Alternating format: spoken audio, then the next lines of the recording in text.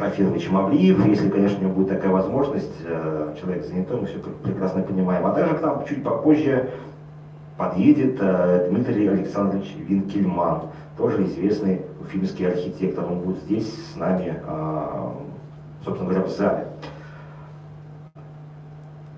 Первым делом хотел бы дать слово Ольге Владимировне. Я знаю, что Ольга Владимировна у нас тоже занятой человек, и у нее не так много времени, поэтому давайте вот первую часть нашего мероприятия максимально, да, если есть вопросы к Ольге Владимировне, то зададим. Да, я так понял, сами не заняты здесь, и у меня есть тоже. Нет, но вы тоже заняты, конечно, учитывая погодные условия и зимний период. Ну вот, Ольга Владимировна, если вы не против, хотел бы узнать, какие проекты по развитию общественных пространств сейчас актуальны в Уфе, и какова вероятность, что они будут реализованы. Ну и с учетом, наверное, генплана, да, проекта генплана развития Уфы до 2040 года, какие там проекты у нас есть. И я прошу всех спикеров говорить в микрофон, чтобы наши зрители тоже имели возможность нас хорошо слышать. Вот. Я бы больше интерактива добавила во всю эту историю, это депутатская история происходит, получается. Но вопрос вы сейчас задали супер глобальный, и про генплан, и про общественное пространство, разные уровни вопросы. Но то, что сейчас волнует нас, и депутатский корпус тоже, да, это, конечно, генеральный план. Поэтому несколько минут посвятим давайте этому вопросу. Сейчас идут общественные обсуждения генерального плана, документа которого в Уфе давно не хватало и давно необходим. Генеральный план – это, по сути, нормативно-правовой акт, закон, по которому регламентируются ключевые параметры стратегические жизнедеятельности города. И очень важно максимальное участие городского сообщества, жителей в этом документе. Он представлен и на сайте города, и в соцсетях, везде мы активно ведем комментарии. Завтра у нас состоится стрим, прямой эфир, 3-часовой нон-стоп, где будем разбирать реальные кейсы, какие-то реальные примеры того, как можно повлиять на этот документ, объяснять, потому что он достаточно сложный даже для профессионалов, уж для жителей тоже, более того, да. И, скажем так, генеральный план, если относительно общественных пространств, это немножко не масштаб генерального плана. Генеральный план это больше про транспортная схема, размещение объектов социального назначения, про функциональное зонирование территории города. Соответственно, то, как нужно, если нас слушают, смотрят жители, тех, кого волнует в целом развитие города, обязательно заходите, смотрите, скачивайте материал генплана, находите свой квартал, там, где вы живете, там, где вам территория знакома, вас волнует, посмотрите, какое функциональное зонирование предполагается, жилая застройка, либо общественно-деловая, либо сохранение рекреационной функции. И если есть какие-то комментарии, их нужно обязательно давать в установленном порядке, везде там все инструкции есть, выставлены, присылать в письменном виде к нам в архитектуру, в конце концов, чтобы все они были рассмотрены и учтены, и вы получили документ, отвечающий всем требованиям и ожиданиям жителей в том числе. Но если касательно уже общественных пространств, общественных территорий, круглый стол у нас называется «Опыт Башкирии» в развитии общественного пространства, поэтому, может быть, слово дадим главным ответственным за общественное пространство в Башкирии. Алан Викторович, вам слово.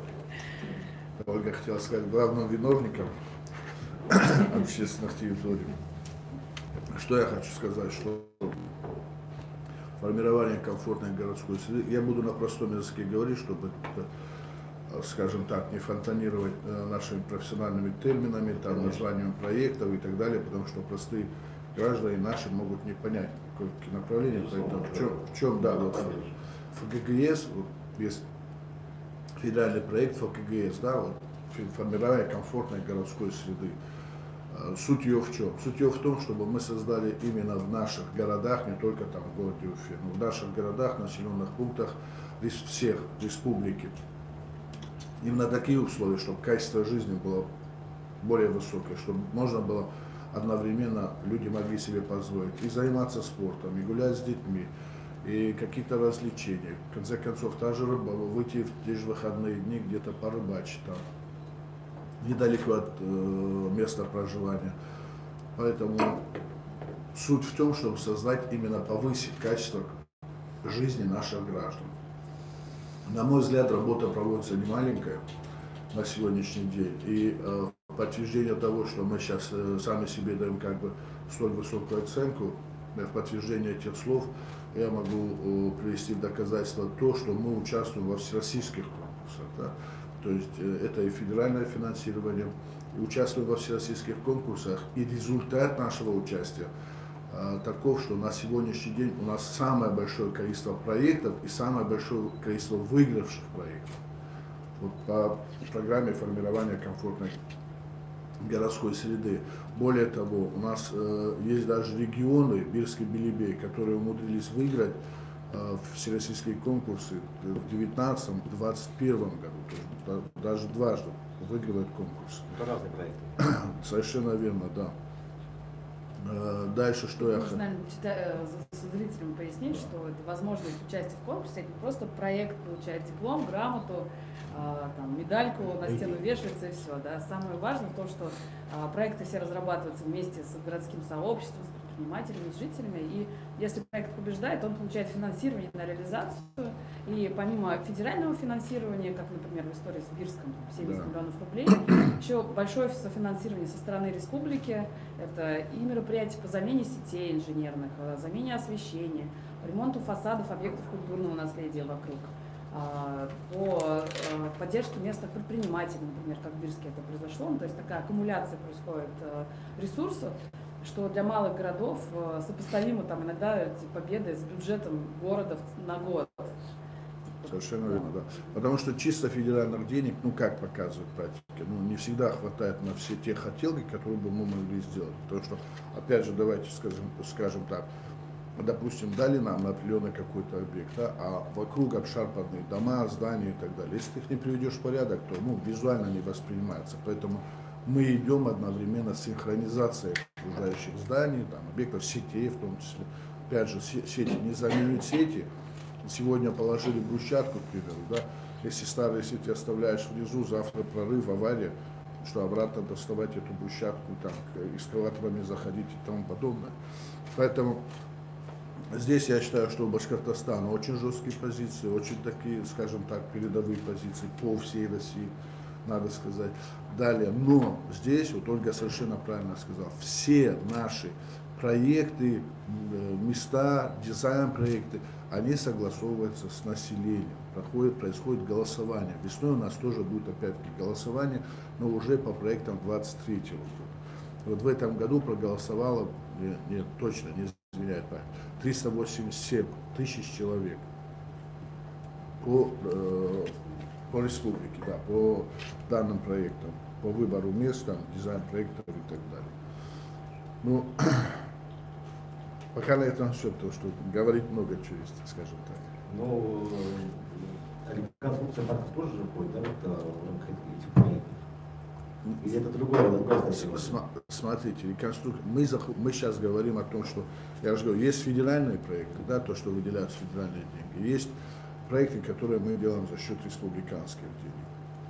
Поэтому вот большинство парков, скажем так, мы сделали все-таки за счет федеральных денег, за счет республиканских денег. Виды работы, да, не только реконструкция парка, скажем так. Когда мы говорим про малые города, мы понимаем, что и формат конкурса, он позволял не только парками заниматься. И мы с командой специалистов понимали, что для многих городов это, по сути, возможность такой толчок развития получить. Ну, к примеру, это может быть центр города. Центр да, города, не обязательно. да. Центральная площадь города. Ну, примеры, как Бирск, раз мы про него говорили, мы освободили центр исторической площади от машин, от парковок, меняем профили улиц. В Благовещенске, например, сейчас, да, улица, возвращаем историческое название улицы и перекрываем проезд, потому что там трафик был небольшой, историческая улица, делаем общественное пространство вновь, которого никогда не было. Сносим заборы, расчищаем какие-то завалы. Помимо реконструкции парков, мы смотрим более комплексно на город в целом, смотрим, как можно было бы этой возможностью привести в порядок какие-то давно заброшенные. Нынче общественное пространство — это не всегда парки. Понятно. Да, это парки — это только часть того, что у нас обустраивается. Ну, какие вот проекты общественных пространств актуальны сейчас в Уфе? Ну, помимо там набережной, да, понятно, которые уже техническое сооружение. Понятно, но люди воспринимают все-таки это как набережную, в большей части. Ольга Владимировна, все-таки вот, что сейчас наиболее актуально? Ну, что касается Уфы, Уфа у нас вообще очень прекрасный город, интересный, и в котором бесконечно можно много черпать вдохновения и придумывать интересные идеи. В основе вообще принципа общего пространственной стратегии мы не раз обсуждали и в итоге остановились на Уфа-город уникальных районов. И с любым человеком, вот сколько общаешься, можно быстро найти общий язык, просто спросив, ты откуда в городе, да, и человек говорит, я с Черниковки, ты уже примерно понимаешь людей, которых ты знаешь в Черниковке, это вот эстетику Черниковки, ну, культуру внутреннюю, да, либо мы демчане, совершенно другие уже склад мышления и люди как себя воспринимают. И очень быстро можно найти общий язык и начать дискуссию с человеком, когда ты понимаешь, с какого района Уфы он. И эту историю мы взяли тоже в основу и развития общественных пространств, и с тем, чтобы, ну, раньше, на мой взгляд, и ресурсов было, наверное, недостаточно, очень много внимания уделялось центру, только центр города, а учитывая нашу пространственную структуру, то, что город вытянутый, длинный, невозможно все благо, площадки игровые, рекреационные зоны, приводить в порядок только в центре, это как-то нечестно, на наш взгляд, несправедливо, наверное, поэтому и выбирались удаленные территории, поэтому там Кашкаданом уже очень много лет Уфа занимается, но там серьезная экологическая задача стояла, поэтому она не настолько, так сказать, не видно сразу результата, такая более долгоиграющая история. Также парк Первомайский, например, возник, тоже удаленный достаточно район, и Черниковка вообще была вниманием сильно обделена, да, какой-то удаленный район, и некоторые люди даже не хотят там делать центр современных искусств. Да, отказываются, потому что слишком далеко, и есть какие-то стереотипы о том, что культура, там какая-то субкультура не та и так далее. Но, на мой взгляд, это не проблема, наоборот, это уникальная черта города, которую нужно подчеркивать, раскрывать. Поэтому сейчас формирую программу юбилейную для Уфы. Мы именно в каждом районе продумали, какие общественные пространства, центральные места нужно приводить в порядок. Но при этом не хотелось бы, чтобы это было одинаково идентичное благоустройство, как везде, под копирку и прочее. Хотелось бы, чтобы уникальность районов проявлялась в общественных этих пространствах. Например, парк Южный, очень интересный объект, тоже в спальном микрорайоне. Парк Южный, и когда вот Лисан, наверное, больше расскажет, тоже перекину мячик, расскажи на авторы, собственно говоря, проекта и какие классные идеи мы услышали от жителей, что нам удалось воплотить. Про Алмалык, про льдины, про вот это все, по-моему, это один из самых таких интересных и старинных проектов, который рассказывает историю, при этом это всего 2 гектара маленький пятачок, но там очень много историй, смыслов переплетено, которые очень интересно рассказывать. Где он находится? Да, действительно, это парк, который находится на улице Ленина Бишева, за Околовской заправкой, за бассейном, в микрорайоне Южный. Это не парк был, надо понимать, это была свалка строительных материалов. Когда-то это был овраг, и там были сады. Там были сады. Когда строился микрорайон вокруг Колгуевский и так далее, туда просто свозили стройматериалы, это была такая свалка каких-то арматуры, бетонных блоков. Они 2 года мы только выровняли грунты, и 2 года оттуда лезли эти балки, старые какие-то железки и так далее. Мы вынимали, очищали почву для того, чтобы высадить растения, высадить деревья.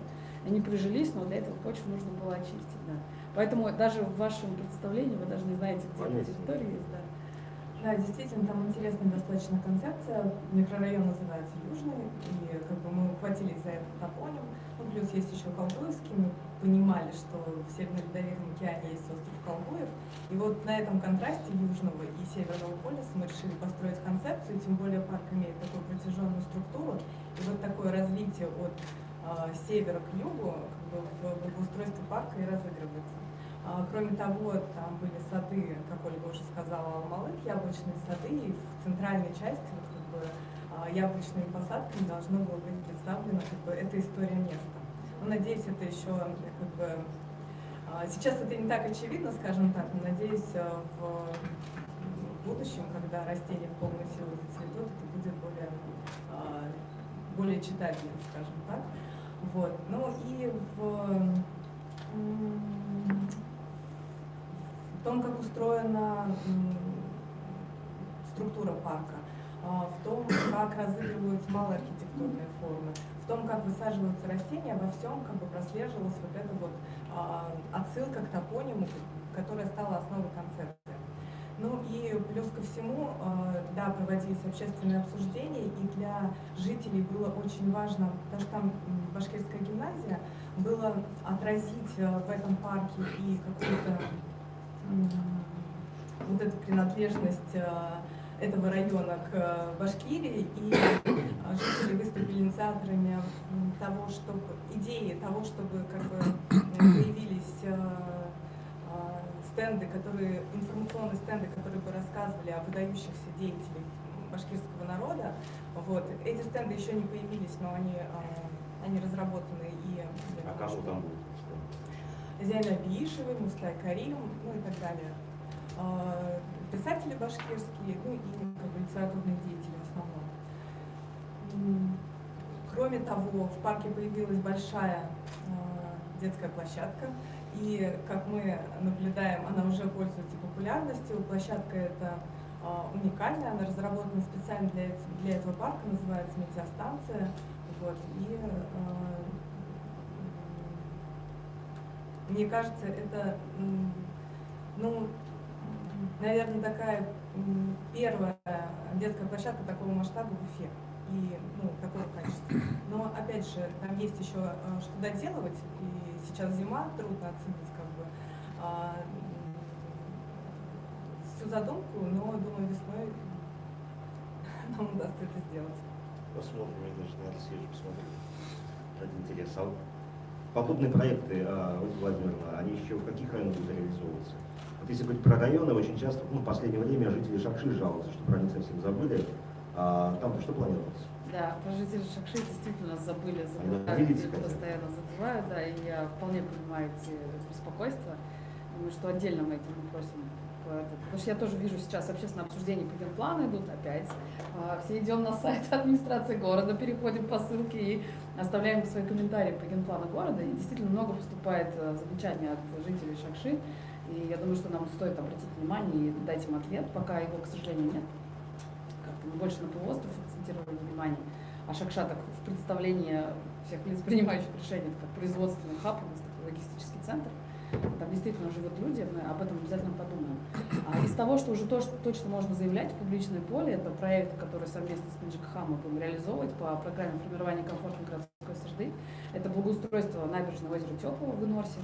Тоже достаточно удаленный, забытый такой район спальный, хотя он очень интересный. Там очень много молодежи сейчас. Скажем так, такой же период Сипайлова переживал 20 лет назад, когда было очень много подростков, тоддлеров, ну, подрастающих, до 10, 8, 10, 12 лет и детей. И мало инфраструктуры, хотя видно, что и башкирские дворики реализуются масштабно, но все равно нет, там вообще в принципе нет никакого общественного пространства, рекреационной зоны. Но при этом есть огромное, прекрасное просто место озера Теплого, которое особо там делать ничего не нужно. Организовать просто освещение, чтобы там было безопасно, дорожки, по которым удобно будет передвигаться и на велосипедах перемещаться, да, какие-то небольшие зоны отдыха, элементарные, маленькие какие-то, не стоящих, скажем так, дорого вкрапления, да, но которые сильно... зоны, наверное, потому что там, я насколько знаю, там местные жители часто выходят делать шашлыки на берегах озера. Ну, это тоже такой вопрос, который, как, например, в парке лесоводов, мы все знаем эту полянку для пикников, которая, если я как житель, скажем так, центра, не местный житель, это мне здорово, и многие люди поддерживают такие истории, когда можно приехать, пожарить шашлыки и уехать. А если ты соберешь жителей местных, локальных, как мы, например, собирали в лесоводов, там ни один местный житель не поддержал эту поляну для пикников, ни один лесник, ни один биолог эту историю не поддержал, потому что то количество мусора, который там остается после этого, мусора, дыма, шума, и как это нарушает экосистему этого уникального лесопарка в центре города, в сердце города, это, конечно, ну, такой спорный момент, и поэтому всегда важен такой баланс интересов соблюдать. Да? Если мы говорим про какие-то городские истории, то есть парк как парк в городе, вот именно парк-парк, то, конечно, там, если и организованы мангальные зоны, должны быть платные, убираемые и четко подконтрольные с точки зрения безопасности. Конечно, в природных парках, ну, вообще, на мой взгляд, должно быть запрещено возведение костров, потому что это опасно пожарами, опасно для природы, для нашей. Да. Может быть, можно около воды где-то организовывать подобные площадки, но важно, опять-таки, соблюдение чистоты, уборки мусора и ответственности людей за ту среду, в которой мы живем.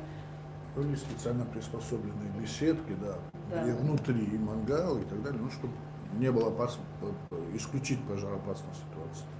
Так, может быть, есть ли какие-нибудь мысли по поводу сдачи в аренду каких-то площадей предпринимателям, которые будут Смотрите, вот, устраивать территорию? вот здесь я что хочу сказать, да, вот у нас единственное на сегодняшний день, я считаю, что с опозданием что идет, вот какое мероприятие, да, мы строим парки, скверы, площади и так далее и тому подобное, да, но это же надо содержать, это же потом все равно расходы, ну, а расходы откуда? Расходы идут опять-таки из бюджета. Бюджет это что? Это налоги наших граждан. Поэтому вот сейчас об этом мы и говорим, и думаем, и работаем в том направлении, чтобы делать там какие-то точки, коммерческие точки, то есть объекты предпринимательской деятельности. Потому что за счет того, что ты сдаешь в аренду данные помещения и так далее, да, там где-то кафешка, где-то ресторанчик, где-то там пункт питания, допустим, там на ногах, грубо говоря, чтобы можно было перекусить, да.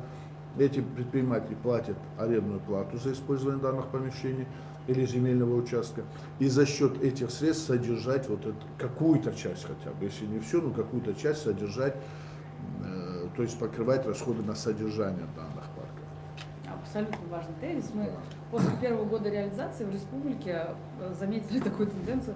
100 миллионов, если ты вкладываешь в городскую среду, минус 10 миллионов рублей бюджет города ежегодно на содержание этой территории. То есть такая корреляция. И часто, ну, как бы, с одной стороны, как житель, как профессионал, мне хочется приводить в порядок территории. И тот же пример Южного. Просто не было расходов на содержание этой территории, была просто свалка. И тут вдруг сейчас вложили, принесли благо. И тут сейчас вдруг сразу минус в бюджете. И вопрос, как бы, за что... А на маленьких городах, на малых городах это особо ощутимо, когда у тебя у города бюджет 90 миллионов рублей в год. Только представьте. И тут минус 10 миллионов рублей на содержание этой площади. Это же просто банкротом можно стать. Поэтому это очень важно продумать на стадии проектирования. И примеры есть, например, у нас город Белебей тоже, где мы проектировали, закладывали и строили, самое главное, за бюджет павильоны, передавали их на баланс городу, город сдает, и сейчас уже Белебей как раз эти 10 миллионов рублей добирает на сдачу в аренду и покрывает хотя бы базовое содержание, эксплуатацию территории он покрывает. А уже дополнительно за счет проведения событий, мероприятий, ярмарок, каких-то более знаковых мероприятий зарабатывать дополнительные деньги, которые бы шли на развитие общественного пространства. То есть это такая экономика общественных пространств, она очень сложная, но с ней нужно работать прям изначально. Владимир, народ всех интересует этот вопрос, Уфимская набережная, белая. Когда все-таки она станет не библиотехническим сооружением, Кому бы его Вопрос на засыпку. либо, да, Алан Викторович, может быть, что-то скажет. Нет, к сожалению, Алан Викторович здесь не может сказать, не потому что я как бы отфутболиваю вопрос, а хочу сказать, я единственное выскажу свое мнение. Во-первых, это гидротехническое сооружение, да, там очень много, большой перечень ограничений и тому подобное, и по большому счету там еще надо даже в плане документации большой объем работы еще сделать. Да? Четкого понимания, что хотим, как хотим, есть, но четкого понимания, за счет каких средств и в каком объеме, пока этого нет, насколько я понимаю. Хотя приблизительно порядок да, цифр. хотя не могу, я когда что-то озвучиваю, я потом отвечаю за свои слова. Поэтому, и более того, я скажу так, что этот объект, честно говоря, по большому счету относится к городу, и город как бы здесь, инициатива должна изначально исходить от города. То есть город должен сначала это все прорабатывать, а потом уже МинЖКХ как бы подхватывает этот вопрос. Единственное свое субъективное мнение скажу, что несмотря на большой вал критики, да, там критиков же у нас много, что это построили, что это, насколько это красиво, некрасиво и так далее, да.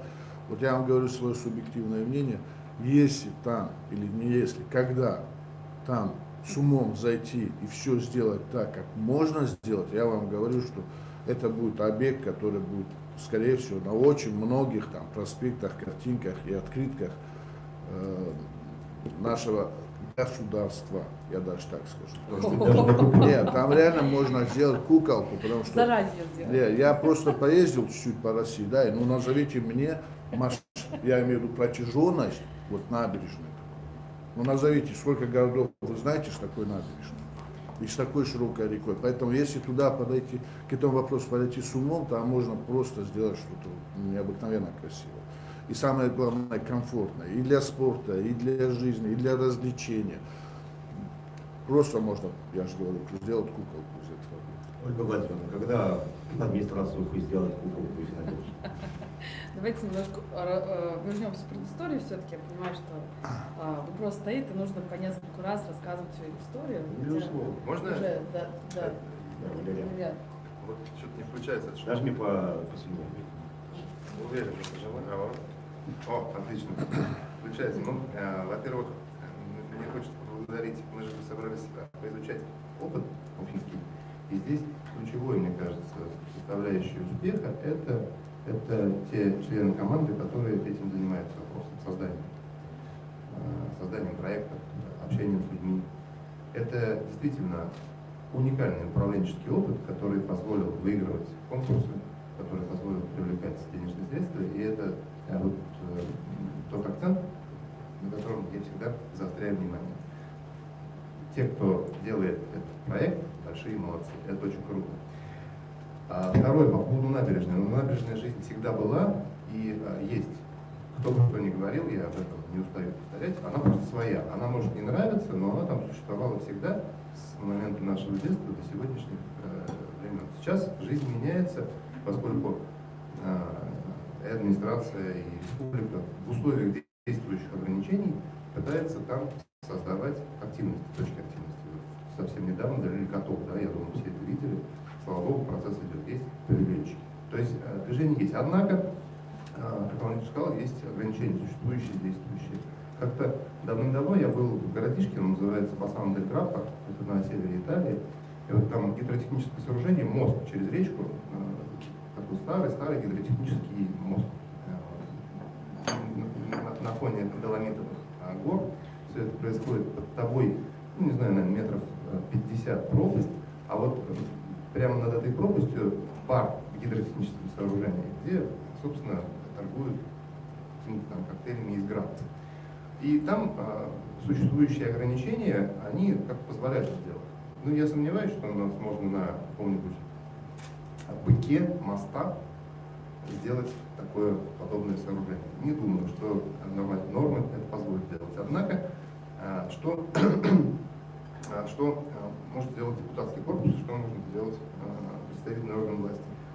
Этот орган власти он не может распоряжаться, но он может инициировать такого рода изменения совместно с исполнительной властью, которая понимает, где что нужно подкорректировать. Если администрация города, если администрация республики, да, правительство республики понимает, что существующие ограничения не позволяют развивать платные мангальные зоны в лесопарках, а они нужны, например, да, есть существующий порядок. Или же существующее законодательство не позволяет развивать бизнес на территории гидротехнических сооружений, и им необходимо подкорректировать. Вот здесь представительные органы власти и нормотворческие органы власти могут быть хорошим помощником для того, чтобы удовлетворить запрос и общества, поскольку мы понимаем, что с людьми у нас люди, власть умеет разговаривать, слава богу, и проекты это подтверждают, и с исполнительными органами власти, которые понимают, как нужно эксплуатировать, собственно, законодательной вертикали.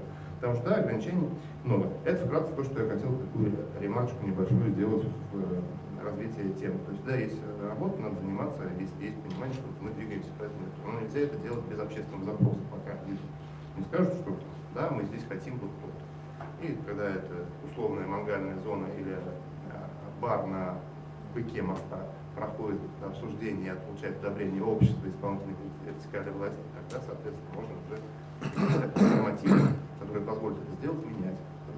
Вот вкратце так, ремарка. А так, ну, спасибо, команда делает. Влад, если можно, я бы... Алан Викторович, нажмите еще раз, пожалуйста. Вот, если можно, я бы чуть-чуть подкорректировал наш диалог, наш завтрак, да? В каком направлении? Мы сейчас разговариваем, мы как-то выхватываем, да, так, ну, локально, точно как-то что-то выхватываем, ту работу, которая делается. общую картину почему-то не только сейчас, почему-то так получается, что структурировано, что мы делаем. То есть мы, я имею в виду правительство, первым долгом Ради Фаритович, как соструктурировал именно план действий. Вот это никогда почему-то не озвучивается, не по вашей вине, я имею в виду, а потому что тематика, допустим, дискуссии бывает какая-то одна. Да? Поэтому я хочу вот пояснить, да, вот, чтобы пазл сложился полностью, что делается в рамках, сейчас я говорю только за ЖКХ, да? То есть у нас получается как? Программа есть ремонта подъездов, кроме того, что на с фонда капитального ремонта. Да, есть программа ремонта подъездов, программа башкирские дворики, формирование комфортной городской среды и так далее. И теперь я опять-таки объясняю на пальцах и просто, простым человеческим языком, какой план действий делается. То есть человек, когда ты ему делаешь сквер или ты ему делаешь парк рядом с его местом проживания, и он выходит из обшарпанного подъезда, из дома с протекающей крышей, где по колено у него вода во дворе, то 100 лет он видел твой парк. Понимаешь, вот ему этот парк 100 лет не нужен. Понимаешь, потому что, ну извини меня, он пока до этого парка дойдет, ему обратно надо возвращаться, чтобы обувь помыть.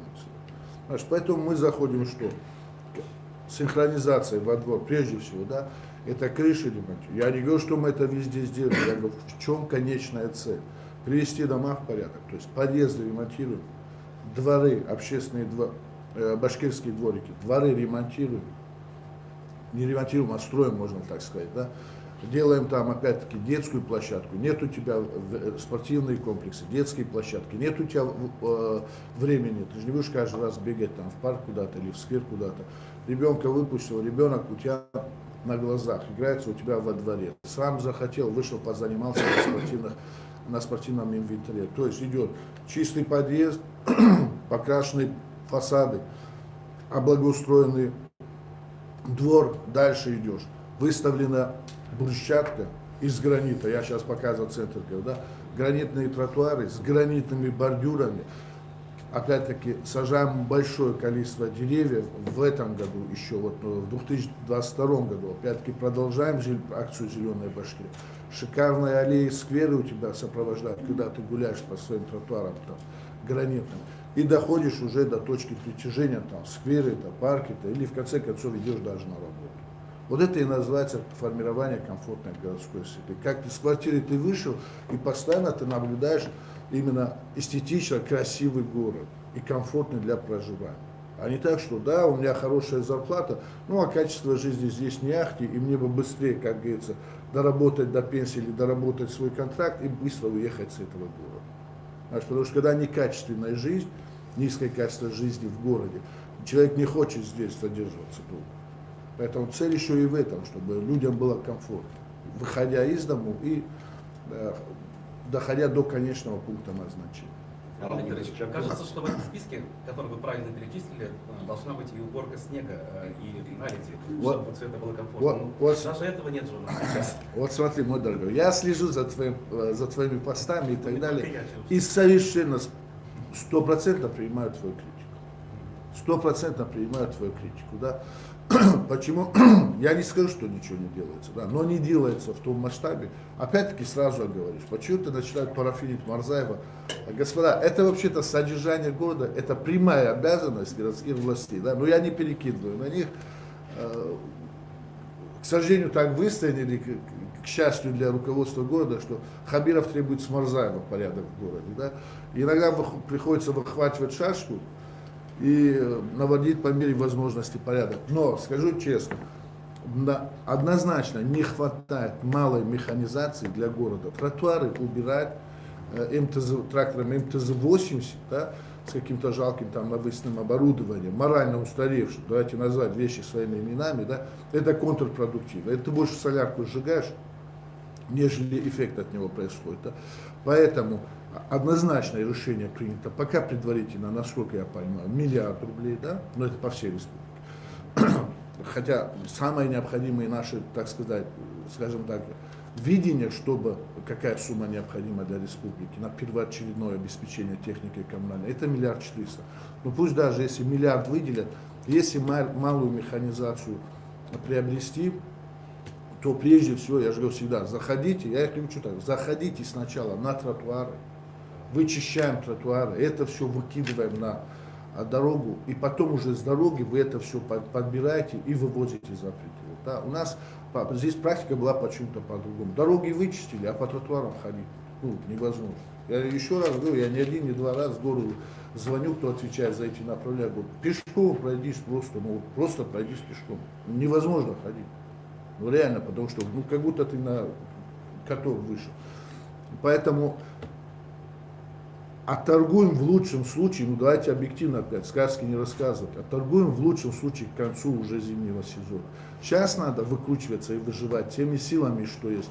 Но к следующему году надо, я уверен, что однозначно зайдем с малой механизацией. Что я имею в виду? Вот эти маленькие трактора, которые спереди у него навесная, то есть он универсальный, его можно и летом, и зимой использовать, и подметать, и убирать снег и так далее. Ну и главное, то, что они легкие и не будут Да, почему МТЗ-80 морально устаревший? Во-первых, навесная не настолько эффективна. Во-вторых, ты его не везде загонишь, потому что если брусчатка менее 5 сантиметров, он его начинает ломать.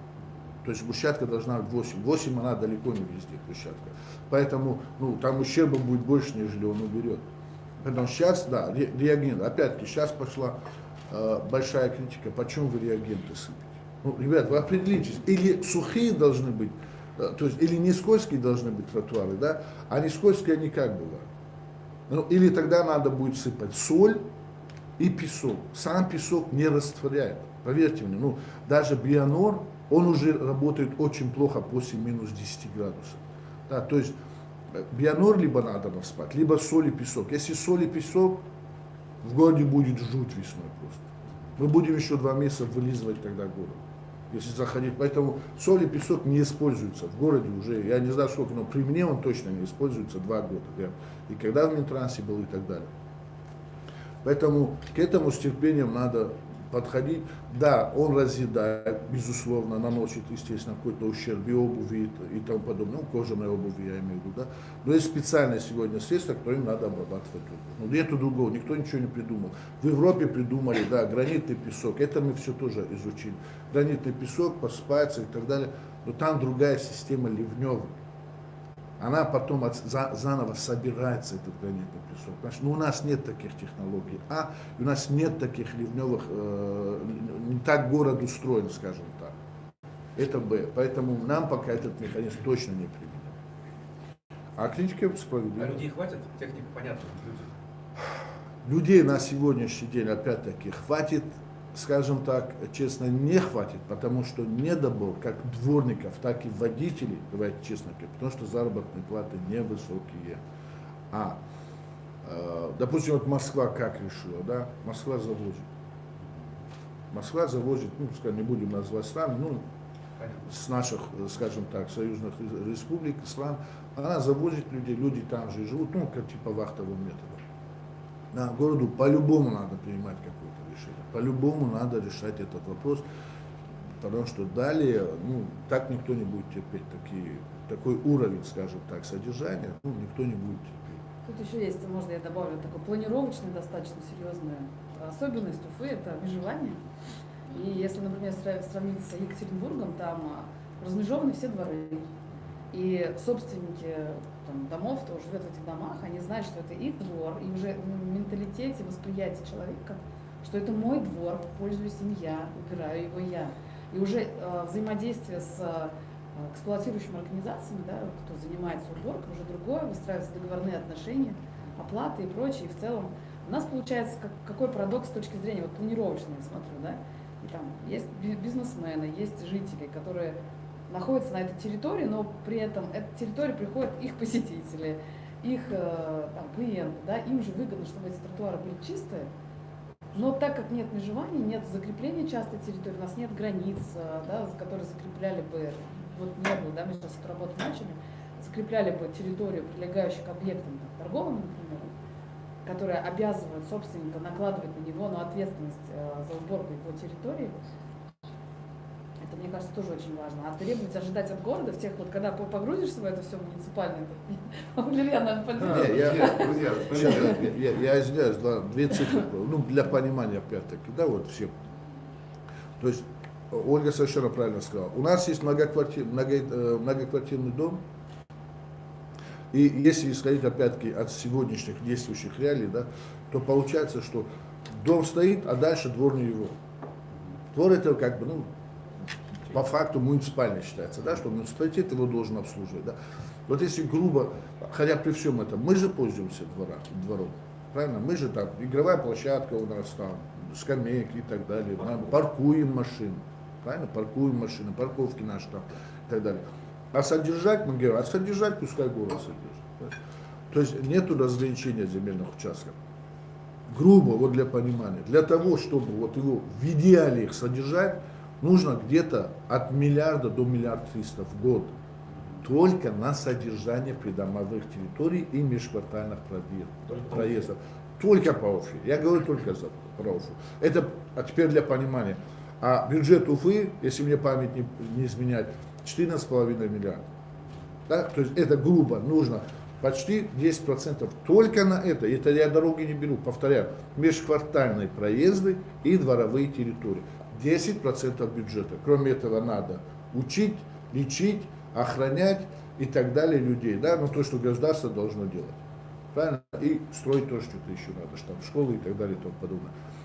Поэтому эту работу, я же говорю, проблем, вопросов очень много. Но сейчас сесть и развести руками и сказать, слушай, как все плохо, да, ну, это пораженская позиция. Поэтому понимание проблем есть. Всех при том, да. Пути решения тоже есть понимание, да, но быстрых решений не бывает. Быстрые решения бывают глупо, как показывает практика, потому что они бывают необдуманны. Поэтому решать все будем. Больше скажу, начиная с управляющих компаний, я же говорю и так далее, да. Вот когда территория разграничена, и она относится к собственности жильцов, да, то, как показывает практика, жильцы просто в дополнение оплачивают управляющую компанию, она заходит и вывозит снег, убирает, подметает и тому подобное. А когда не разграничено, опять ждем, когда это муниципалитет уберет. Владимир Ильич, здесь еще один момент есть по поводу оформления дворов собственности. Люди сейчас, кто прочувствовал все плюсы от этого, они, конечно, оформляют дворы. И это в моем округе есть примеры, слава богу, хорошие примеры. Люди получают дворы собственность, пока налогов никаких нет на это, никак это не увеличивает бюджет домохозяйства. Однако жителям это позволяет благоустроить дворы по программе поддержки местных инициатив. Хорошо, республика неплохо выделяет средства на эти программы. В прошлом году, по-моему, 100 миллионов было выделено по городу. Чуть меньше, но тем не менее, когда жители совместно с бюджетом устраивают свое пространство. Но для этого необходимо, чтобы твой двор был в собственности. Это очень правильный вектор. И чем еще здесь хорошо? Вот мы тут другие города приводим примеры, а не обращаем внимания, что у Уфы плотность населения увеличена. Поправьте, пожалуйста, меня 1300, да, человек на квадратный километр. А в Екатеринбурге 3200. Ну, так, для понимания. Если идти по пути уплотнения, тогда, соответственно, нужно просто людей больше привести, да, и тогда, соответственно, будет такой же бюджет. Либо же, если жителям хочется самостоятельно распоряжаться своей дворовой территорией, то дворовую территорию нужно оформить себе в собственность, и тогда она будет твоя, и ты за ней будешь ухаживать, и никто туда не придет, и никакие свечки туда не поставят. Возвращаемся, Валерьян, к обсуждению генерального плана. Да. И в том С чего начнем? И да, это абсолютно верно было сказано. И про то есть, дворы нужно оформлять в собственность. Это прекрасная сейчас возможность, когда есть в рамках каких-то проектов планировки территории, когда кто-то заказывает, можно туда включиться и размежевать территорию, оформиться. Мы со своей стороны, как составом моей команды помощников, помогаем жителям это сделать. Ну, многие проблемы решают на самом деле от компаний, которые во дворах собираются, нежелательных, да, людей, беспокоящих, до, собственно, привлечения денег в рамках программы поддержки местных инициатив или же вот инициативного бюджетирования, которое сейчас со следующего года с изменениями устава города будет возможно. Когда жители условного квартала решают, а давайте-ка мы с вами 10 рублей соберем на благоустройство, а бюджет города с помощью республики добавляется еще 90. Вот. То есть вот такая история, это все очень здорово. Но необходимо все-таки понимать, по что ты собираешь. Второе, по содержанию общественных пространств, да, это серьезнейшая задача, которую, я надеюсь, и в рамках взаимодействия с жителями, в рамках общения с жителями, в рамках общения с бизнес-сообществом, при поддержке всей вертикали власти и профессионального сообщества, естественно, очень успешно можно решить. Тем более пример. Вот, возвращаясь к обсуждению генерального плана, да, сложные документы, как-то дискуссии даже не строятся, и тема вообще такая вир. А ну вот когда мы говорим про уборку снега на нашей территории, да, вот Валерий Иванович классно тезис сказал, вот становится понятно, да, к чему приводит эта супер низкая плотность, да, к чему приходит развитие территории. А вот когда ты смотришь проекты, да, конфликты про точечную застройку, вопросы желания в поле построить новый микрорайон, этот город сломался, кто-то классно тезис недавно сказал, да, это вот как раз о том, когда ты с этим сталкиваешься, когда начинаешь уже жить на этих территориях, и понятно то, что, скажем так, градостроитель, планировщик, он уже видит на перспективу эту ситуацию. Да? Человек, кто эксплуатирует, содержит, понимает уже, а сколько техники понадобится еще докупить, чтобы эти новые поля, а сколько еще программы формирования комфортной городской среды 2.0 потребуется, чтобы эти дворы, эти пустыри преобразовать и создать на них жизнь. То как раз становится понятно, насколько генплан касается нас всех и каждого. И что развитие каких-то новых территорий блокирует развитие содержания уже существующих, что очень важно.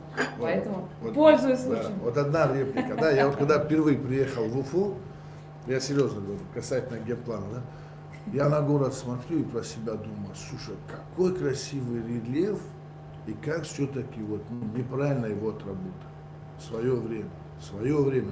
Потому что город, он идет волнообразно. Правильно? И у нас получается как? Вместо того, чтобы на заднем фоне построить высокие многоэтажные дома, да, мы их понастроили спереди, и вот эту волнообразность, и вот эту, так сказать, рельефность, ее просто-напросто перекрыли многоэтажными домами. И вот этого эффекта красоты нет вот во многих местах. Поэтому сейчас, опять-таки, это можно хотя бы в ночное время обыграть архитектурной подсветкой, да, и как-то выправить ситуацию. А так я же говорю, рельеф у города очень интересный. Если им бы грамотно в свое время генплан грамотно сделали и красиво обыграли, ну, город бы просто смотрелся сказочно. Я предлагаю сейчас послушать главу Нефтекамска Ратмира Рафиловича Мавлиева. Он с нами сейчас на связи. Хотелось бы узнать, как в Нефтекамске обстоят дела с развитием общественных пространств. Вам слово. Кофе сюда. Вас не слышно. Ратмир, не слышно. Сейчас слышно? Да, слышно, отлично. Добрый день. Я рад вас приветствовать, уважаемый Алан Викторович. Ольга, здравствуйте. Алмаз, собственно, считаю, что очень хорошее, правильное мероприятие для обсудить развитие общественных пространств. И Нефтекамск в этой части может поделиться своим опытом совместно с Институтом развития городов. Уже порядка 3 лет реализуем достаточно амбициозные масштабные проекты. Первый из них в 2019 году признан одним из лучших в республике. У нас, соответственно, грамота есть от главы республики, да, то есть номинация градостроительной политики, это наше озеро Светлое. В следующем году мы переключились уже на Тропу здоровья. Это, как известно, огромный лес, который примыкает к городу. И там мы построили достаточно объемную инфраструктуру для скандинавских ходьбы, пешеходных прогулок, велодорожку построили, мостовые эстакады для лыжников. Ну, в общем, там для каждого человека есть, например, спортивные объекты, для футбола, ну, это такое что-то похожее на Мещерский парк в Москве, чтобы было видно. Этот проект также у нас в прошлом году был признан одним из лучших, как на федеральном уровне муниципальная практика. Также, значит, Министерство строительства отметило нас в этой части. Ну, достаточно хороший такой, ну, как наш проект «Езиднотарский» получился. Там мы начали, как северная столица республики, развивать резиденцию Тысбалбая. У нас она работает уже 2 года. В прошлом году эту резиденцию посетило порядка 70 тысяч человек. Ну, это такая хорошая площадка, поэтому, пользуясь случаем, всех присутствующих и всех, кто нас смотрит, приглашаю посетить. Она начинает у нас работать с 20 числа до 9 января, до 14 января. Ежедневно там будут выступать артисты, Дед Мороз, хороводы, олени, ну, все в лучших традициях. Значит, в этом году у нас реализована реконструкция площади Октября. Достаточно тоже хороший проект, но там мы планируем достроить на следующий год еще высокий фонтан с коек, и это должно быть таким очень интересным тоже решений. Потому что в городе, на наш взгляд, недостаточно пока вот таких решений. Но в части благоустройства, вы знаете, у нас есть своя муниципальная программа, вот Алан Викторович знает, это наш любимый проект «Зеленая Башкирия». В рамках этого проекта у нас уже порядка 13 тематических аллей высажены, мы подходим комплексно. Если заходим на тротуар, полностью его реконструируем, устанавливаем гранитные бордюры, старые аварийные деревья спилим, высаживаем новые, пообщаться с жителями. Это черемуха, рябина, каштановая аллея в этом году появилась у нас, поэтому это наша гордость. Везде мы устанавливаем приствольные решетки, и все это переходит в цифровую среду. Мы каждое дерево чипируем, устанавливаем там информацию о том, кто посадил, кто является спонсором. Ну и, конечно же, все деревья у нас именные, поскольку высаживаются предпринимателями и активными жителями нашего города. Поэтому в этой части мы всегда рады поделиться нашим опытом, считаем, что есть достаточно такой активный прогресс. Вот эстетики населенных пунктов у нас в номинации «Города» мы первое место заняли. Новогоднее оформление 2 года подряд мы занимаем первое место. В этом году, надеюсь, тоже, если Министерство ЖКХ нас поддержит, то тоже будем стараться занять первое место, потому что каждый год мы увеличиваем количество катков, общественных пространств, елок, резиденции Пешбабая. Вот. Ну, проект «Башкирские дворики» — это вообще самый, на мой взгляд, лучший проект, который есть. Мы тоже его с удовольствием реализуем, все замечания Алана Викторовича и его коллег всегда принимаем, и получается такие достаточно клевые общественные пространства, и все это в единой среде, поэтому вот весь корпус. Рамиль Рафилович, извините, а вот глава Башкирии как-то предложил соединить велодорожку Нефтекамский и Николу Березовку. Это вообще проект реалистичный?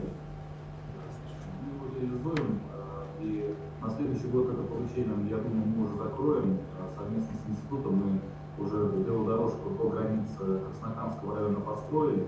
На территории Краснокамского района также построены, получается, внутри поселка. Сейчас вот осталось соединить только поселок с границами города. Там трассировка понятная, маршрут понятен, все понятно, мы идем только финансирование и уже будем приступать. Я думаю, в следующем году из центра Нефтекамска абсолютно безопасно, кататься по тропе здоровья, можно попасть в Николу Березовку, к храму и смотреть, гулять. Там тоже очень масштабный проект ведется сейчас, наверное. Спасибо. Да, от тебя тоже скажу, дорога... Да, вот он так далеко от меня стоит, поэтому я все же так умолчу. Велодорога, которая будет соединять Нефтекамск с историческим центром села Никола Березовка, действительно в работе, и планируем на следующий год этот проект реализовать, поэтому масштабный проект такой, ну и достаточно такой, ну, несложный, да. Вот, понимание есть, проект есть. Радмиру большое спасибо за то, что свою часть на самом деле он уже реализовал по городу Нефтекамску и подвел к границам. Вот, и осталось только соединить, собственно, дорогу, которая уже в Нефтекамске проложена, и дорогу, которая внутри села проложена, как Радмир сказал. В 22-м, максимум 23-м проект будет реализован, и такой вот туристический маршрут, да, который позволит жителям Нефтекамска на велосипедах прокатываться по достаточно живописным местам и, значит, ознакомиться с той территорией, которая реализуется в рамках как раз таки конкурса победного. Никола Березовка в 2020 году победила в конкурсе «Малые города исторического поселения» в номинации «Исторические поселения», и проект там реализован, там буквально осталось немного по республиканской части финансирования завершить работу по благоустройству. И, да, и вот такой комплексный проект в конце 2022 года республика получит. Ольга Владимировна как-то говорила, Ольга Владимировна, что Нефтекамск может стать велосипедной столицей республики. С таким мэром, конечно. Радмир, привет, ты меня видишь? Нет, не знаю. Слушайте, ну, мое мнение такое, что Нефтекамск сейчас является велосипедной столицей. Ну, это, собственно говоря, идея, которую мы обсуждали, когда Алан Викторович правильно сказал, что важно понять, как стратегически мы пошли. И Ради Хабиров еще в 2019 году сказал, обсуждая города, он прям детально: давайте мы разработаем для каждого города стратегию, как мы будем общественное пространство за ним развивать, комплексно озеленять и прочее. И мы в каждый город, у нас был такой автобус, и мы с экспертами поехали по нашему прекрасному краю, с тем, чтобы посмотреть, во-первых, познакомиться с городами, во-вторых, как-то обсудить с муниципальными командами экспертно, какие именно точки роста есть. И как раз тогда мы, будучи в Нефтекамске, Ратмир тоже только пришел в ту команду, и ездили по этим лесам, и эту идею вдруг у нас обсуждали, да, и вместе проехались, там есть и заброшенный мост через ЖД пути, есть и супер красивый лес хвойный, и село Никола-Березовка, историческое село с комплексной исторической застройкой, которая была планировалось, что уровень и выход на Каму самый красивый, такой ландшафт незабываемый, рыбалка, вот это вот все. И от Нефтекамска всего 15 минут на велосипеде, и, конечно, эта идея, она просто вот, ну, витала, скажем так, в воздухе, да, и потом и Ради Фаридовичу показали, да, это предложение, он поддержал, озвучил. Соответственно, такое, когда мы говорим про комплексные проекты, я бы не сказала, что это проект простой, он простой с точки зрения, это просто дорожка с освещением в лесу, но она проходит через 3 муниципальных района, и важно, там это не только город может сделать, это нужно и город, и село, и Краснокамский район, куча задействовано ведомств. Они, ну, это как бы жителю-то понятно, непонятно, вот эту границу не понять между районами, но управленчески это совершенно разные администрации, разные уровни бюджетов, состыковать которые, это просто, вот управленчески это не так просто. Федеральных участков там нет? Федеральные леса, по-моему, там где-то проходят, да, водоохранные зоны, которые нужно обогнуть, и ну, то есть, такие планировочно-то еще тоже можно разобраться. Вот, с точки зрения строительства это не просто дорожка в лесу, но очистить от валежника, да, скоординировать опять-таки большое количество агентов, вот это вот, наверное, в этом плане, в плане управления процессом не очень просто.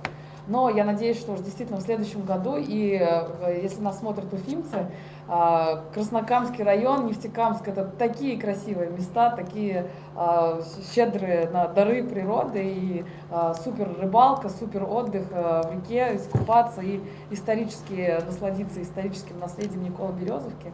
Еще и на велосипедах прокатиться, это отличное место, поэтому, Ратмир, пора заняться гостиницами, потому что нужно где-то размещаться. Я 2 слова хотел добавить. Я говорю, не знаю, как велосипедной, но электросамокатной столицей она точно станет, потому что даже я со своими 120 килограммами умудрился залезть на электросамокат. Проехали весь этот лес. Вот, Оля правильно совершенно сказала, да? Казалось бы, ничего такого сверхъестественного, да, ну, вроде вот, ну, сделали дорожки, ну, не дорожки, скажем так, а примерно, скажем так, дорогу 4-й категории, скажем так, сделали в лесах, да, то есть там при желании там можно и на автомобиле двигаться, да. Но в чем фишка? Когда ты делаешь парк, тогда, да, ну, там же деревья, ну, 10 лет можешь поставить, 5-летние, да, а здесь, ну, представьте, вот, ну, деревья, которым Бог знает сколько лет, там, по 50, по 100 лет, и ты едешь, и то есть, ты с комфортом по лесу передвигаешься, по асфальтированной дороге, по велотрассе, по самокатной трассе, ты передвигаешься по дикому лесу, аж подъезжаешь опять-таки к естественному озеру, и эта красота совершенно другая, нежели красота рукотворная, которую там мы высадили и так далее и тому подобное, и эффект поэтому совершенно другой. И самое интересное, я же говорю, что зашло людям очень сильно это сюда, и, ну, человекопоток огромный. Люди ходят, гуляют с колясками, с велосипедами, с самокатами. И это все, ну, реально глаз радует. И не люблю хвалить глаза, но вот то, что у Радмила, да, он горит. Вот к нему приедешь, у него глаза горят, и он тебе показывает аллею, там, черемушную, там, каштановые, эти высадил.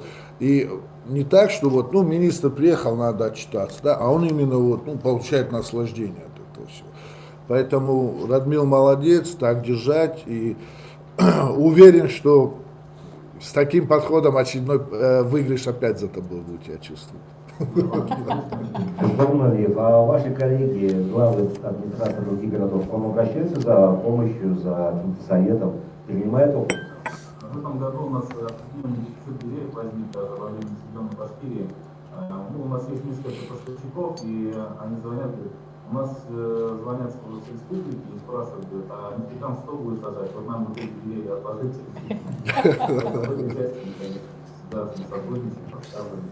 А кто будет заниматься обслуживанием этой велодорожки, учитывая, что она, как я понял, проходит по разным муниципалитетам и районам?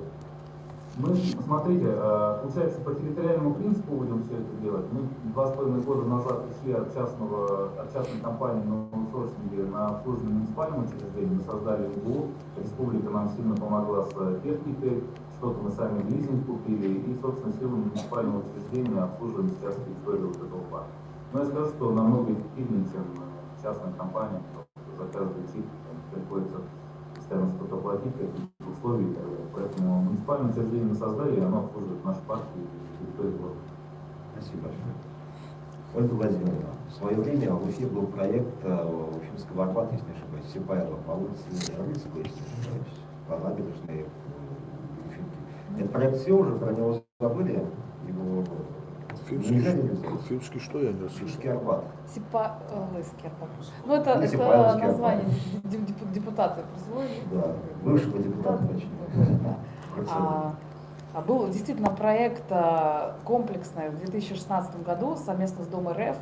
Дом РФ инициировал проект создания рекреационной зоны в Сипайлово. Это Кашкадан, Рыльского и набережная связь, так, единый каркас. Собственно говоря, когда Сипайлово планировалось, оно планировалось вот именно так. И я помню, когда мы с жителями общались, мне показывали даже рекламные такие распечаточки в газетах женщины, которые, когда Сипайлово рекламировалось, как это, как город-сад, такой, на это был сделан акцент, но что-то где-то в моменте потерялась вся эта идея.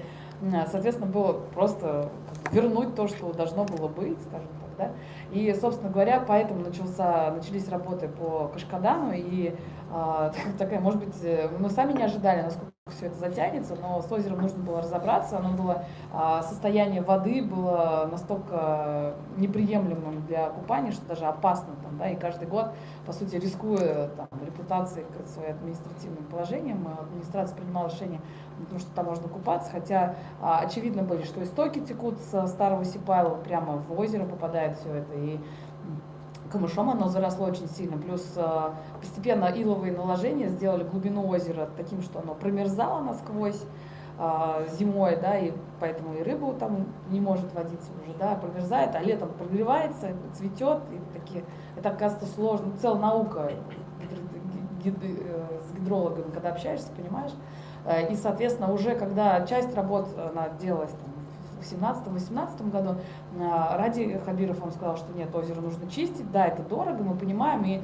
слава богу, мы успели начать эти работы до пандемии, когда бюджеты позволяли это сделать. Сейчас, конечно, возможности такие лихие затеи меньше стало, и, собственно говоря, озеро слили, построили ливневку, ливневка, перехватывающая все стоки с верхнего Сипайлова, все это уходит, уже больше в озеро не попадает. Само озеро углубили так, чтобы создавался слой, как бы на 3 части можно поделить. Вот, когда промерзает, нижняя часть остается водой, и когда все прогревается, нижняя часть сохраняет температуру, и поэтому озеро не цветет, есть такая механика очень, да, серьезная. Соответственно, в этом году вот все лето озеро накачивали водой, наполняли, да, до нужной отметки нужного уровня. Я думаю, что в следующем году уже, пока занимались озером, верхнее благоустройство устарело и как-то не совсем качественно, наверное, до нас было сделано, соответственно, в следующем году уже в порядок приведется. И верхней части, я надеюсь, что Кашкадан мы торжественно уже откроем и поделимся со всеми совершенно новым подходом. Мы создали несколько там точек отдыха, протяжения по периметру всего озера. Теперь будет гораздо комфортнее вокруг него ходить, интереснее. И я думаю, что потом руки дойдут уже и до бульвара Рыльского, до набережной, вот такими постепенными захватками. Я думаю, что Сипайлово можно планировочно, там потенциал огромный заложен, и потому что просто работать, озеленять и реализовывать эту картинку города-сада, заложенную когда-то до нас предшественниками. Ну, сама идея не умерла, да. Сама идея не умерла. Алмаз Наилович, скажите, пожалуйста, про проекты института, которые вы представляете, которым руководите. Какие проекты сейчас наиболее актуальны и, может быть, есть наиболее такие креативные, что ли, именно в Башкирии? Именно в Башкирии, но это по Башкирии Сейчас, можно мне сказать. кажется, сейчас, извините, Алмаз, мне кажется, в долгу идет история. Давайте мы с Аланом Викторовичем попрощаемся перед аудиторией. Сюда посядут спикеры, кто еще мало говорил, и Лисан, и Дмитрий Александрович. Ну, если у коллег нет вопросов, может быть, у коллег есть вопросы? Давайте блиц-опрос такой последний. Мы пойдем и уступим место. Вот сейчас что-нибудь нехорошее будет. Я даже могу включать микрофон. У меня очень простой вопрос. Наталья Ахматульна, аргументы и факты. Скажите, пожалуйста, по Советской площади, когда будет установлен памятник, фонтан, ну все, что по плану вот, было запланировано? Давайте я расскажу. Это Да. да. Сейчас на площади что произведено? Произведено установка фонтана, благоустройство. Скажем так, площадь Советская, в чем ее сложность была планировочная, она никогда не была площадью. Она была вроде бы как пятак асфальта. Там была сначала клумба, исторически даже, если посмотреть, там была просто клумба красивая, вокруг развязка. И как площадь она вот никогда не фигурировала у нас. Поэтому, по сути, мы создаем новую площадь прямо здесь, прямо сейчас. Соответственно, в этом году закончили установку фонтана и убрали все проезды вокруг. Сначала решение оставалось, что все-таки машины будут проезжать. Первый год эксплуатации показал, что очень удобно заезжать и ставить вообще машину на тротуары везде. Конечно, может быть, ошибочным было решение не организовать подземный там паркинг, но на то, видимо, были свои причины. Соответственно, волевым решением все-таки мы решили с Сергеем Греков очень поддержал эту идею и совместно взяли на себя ответственность освободить площадь абсолютно от всех проездов, сделать этот приподнятый экспериментальный пешеходный переход, за которым мы тоже огребли не раз, но сейчас выводы сделаем там и с точки зрения ливневки, да, все организуем. Но мне кажется, это все-таки важная история, начинать уже отвоевывать у машин пространство для детей, в конце концов, для пешеходов.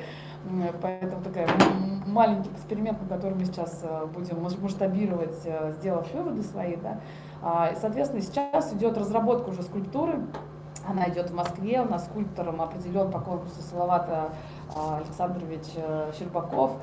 Уже в таком целом огромном зале, павильоне собираются там лицо, это смотрим мимику, выражение лица генерала, мимику морды лошади. Оказывается, это тоже очень важно. И никогда не думала, что я об этом буду говорить, но я об этом говорю. И, соответственно, уже зимой начнется заготовка гранита, изготовление всей скульптурной композиции, она достаточно масштабная. И я думаю, что в следующем году, если все будет хорошо, начнется монтаж. Опять-таки, достаточно монументальное сооружение. Не помню, когда в Уфе такое было ли.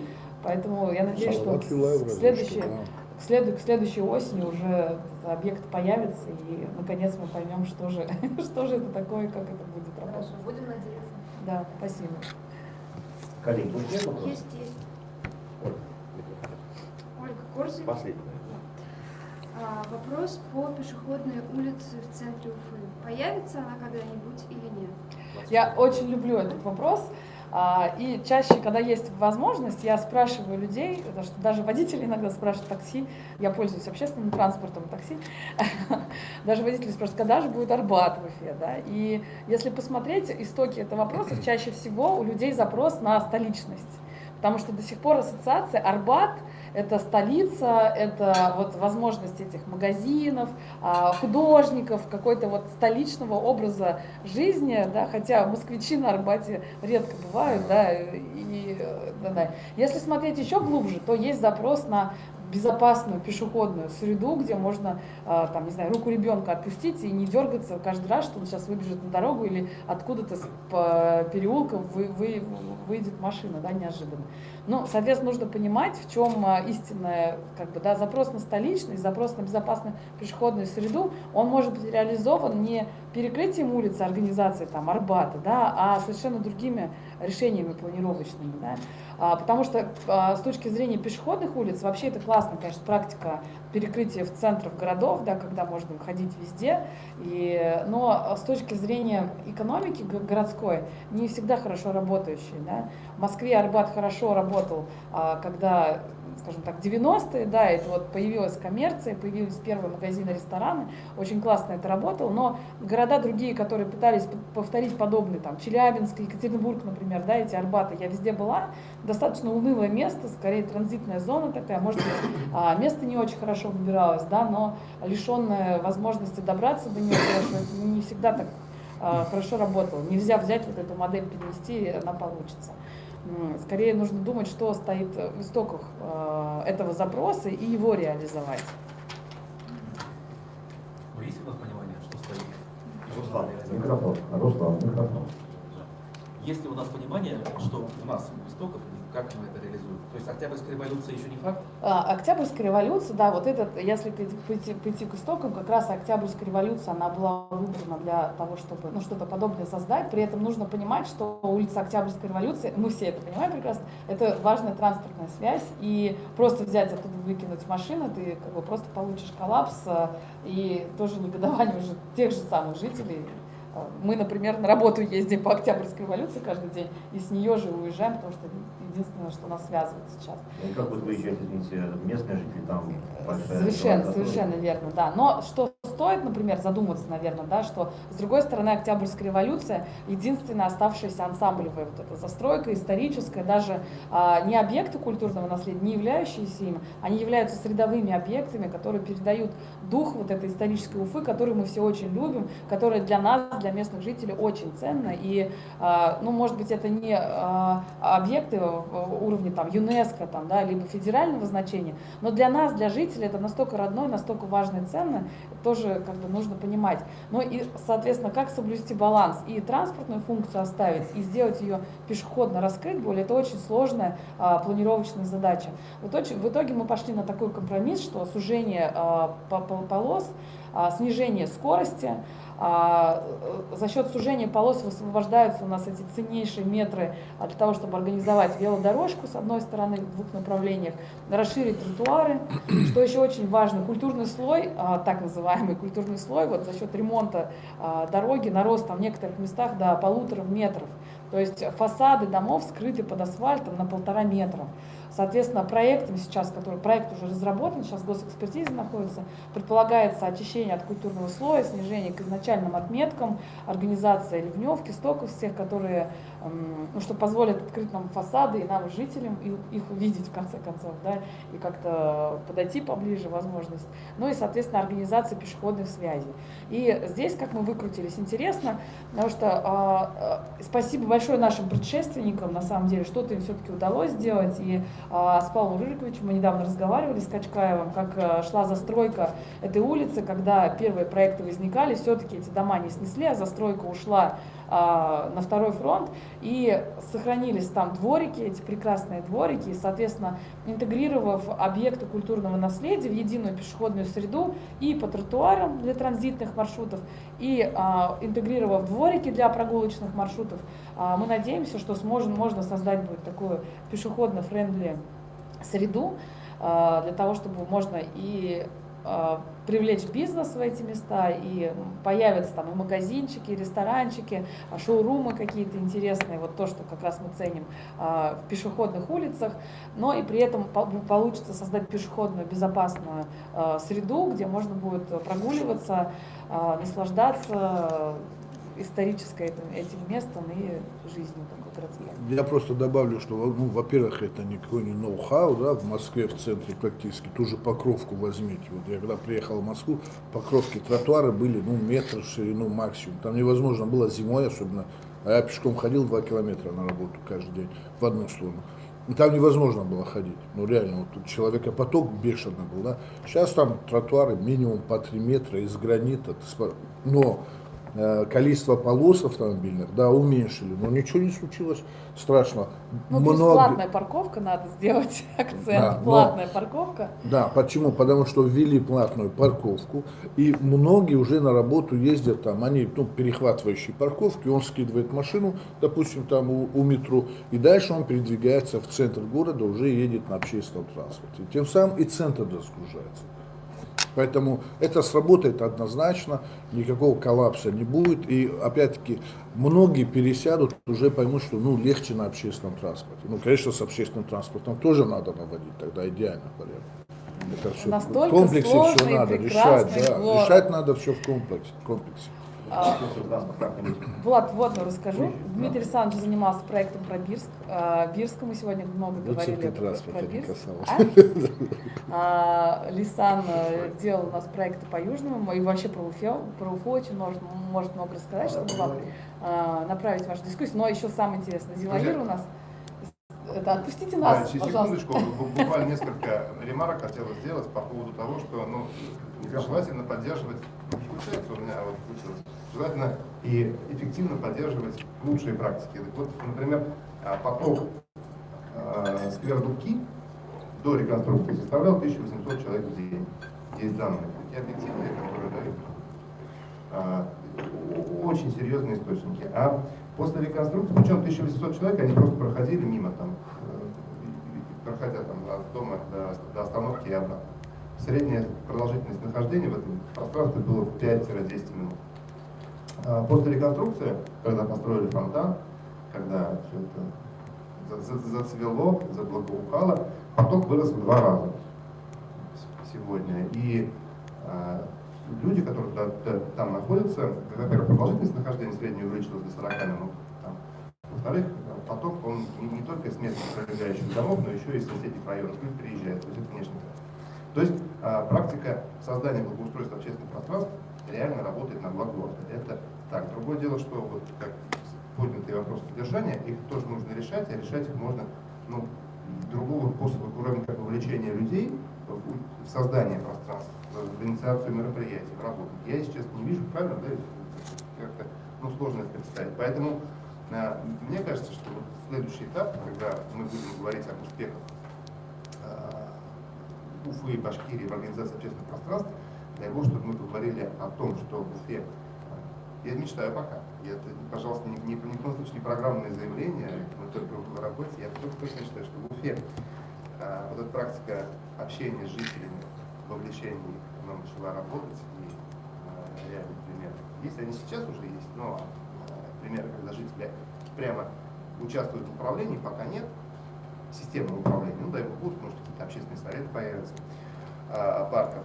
Второе, что есть специальные программы в Уфе, грантовой поддержки инициатив, которые проходят в общественных пространствах регулярно, большая, обширная, потому что инициативы нужно поддерживать. Но третье, объединение и получение синергетического эффекта, потому что возле практически каждого большого сквер-парка существует ТК, который также может являться центром активности на какой-то территории круглогодичной. Ну и третье, и четвертое, последнее, самое главное, что в Уфе впервые приняты стандарты управления общественным пространством, которые проект он есть на сайте Института развития городов уже лежит, можно ознакомиться, а вот какую-то нормативную пока полностью не вижу.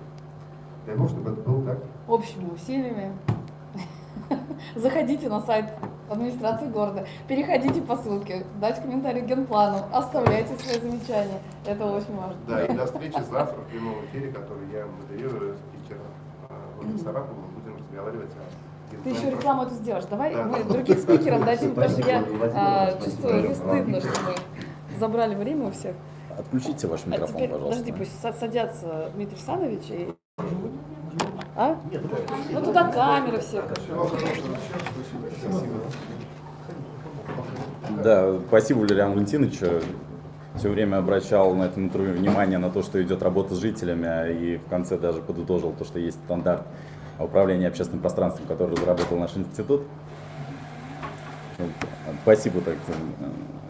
Вот, возвращаясь, хотелось вообще в повестку вернуться, опыт Башкирии, а то мы даже и про дворы успели поговорить, и про все что угодно, да? Вот. И опыт Башкирии в развитии общественных пространств, да, такая у нас получается повестка.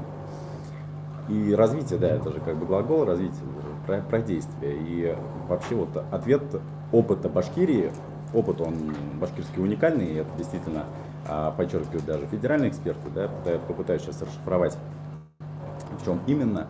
И вот и таится, в принципе, вот уже здесь, в развитии общественных пространств, то есть в развитии общества.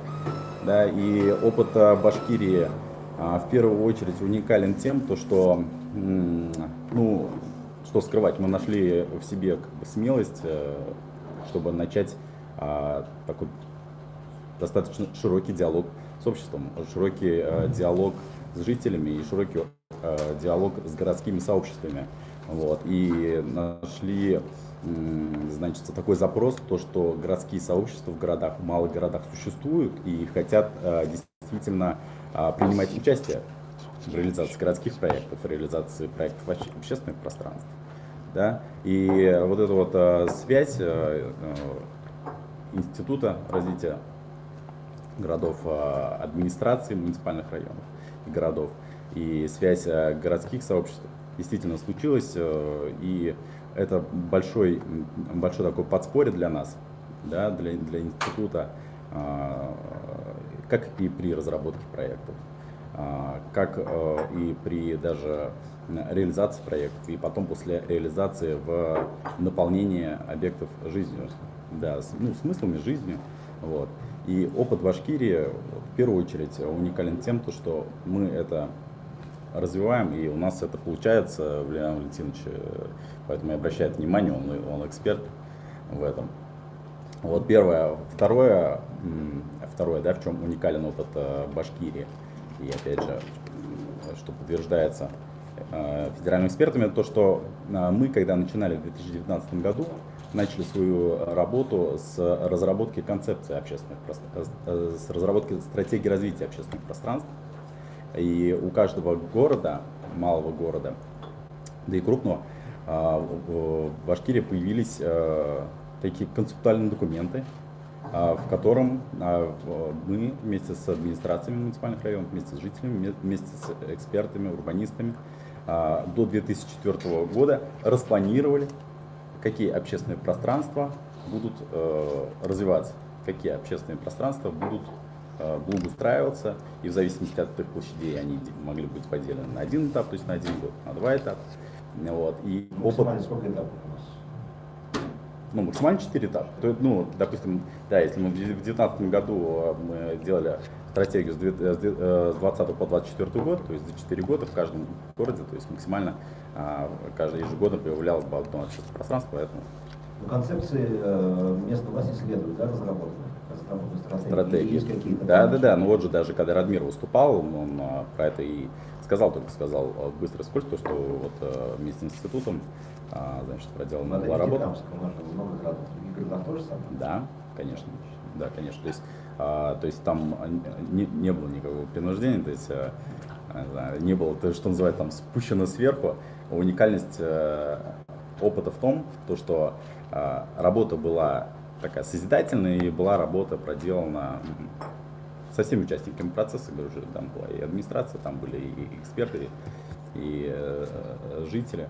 Вот. Поэтому документ, стратегии такие общие. То есть это общий продукт, который все стараются и реализуют. Мы сегодня на мероприятии говорим о развитии общественных пространств за счет средств бюджета федерального, республиканского и частями местных бюджетов. И еще не успели затронуть вопрос частных инвестиций. Ведь есть и инвесторы, которые вкладывают деньги в развитие общественных пространств, в основном, наверное, на городах.